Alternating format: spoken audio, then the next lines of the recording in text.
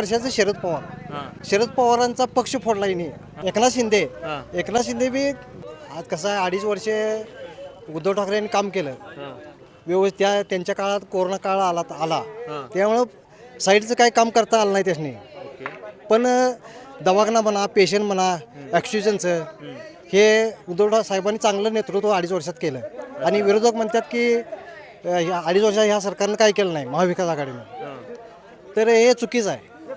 आणि लाडकी बहीण म्हणतात ते लाडक्या घोषणा बहिणीचं केलेल्या काही नाही. खूप साऱ्या इकडे योजना. 1500 दिला आणि इकडे 3000 काढून घेतलेलं आहे. कसं काढून घेतलं 3000? घेतलेलं आहे. आता बघा तेलाचं दर भाव 2200 रुपयावर झालं 1500 रुपये डब्यावर. हां पेट्रोलचा दर बघा डाळी बघा म्हणजे कशाचा मिळ कशाला लावलेला नाही. अच्छा आणि याचा परिणाम होईल का? आणि ह्याचा परिणाम काय होणार आहे सांगतो तुम्हाला. कसा आज 86-87 वर्षाचं शरद पवार. हां शरद पवारांचा पक्ष फोडलाय नाही. हां आणि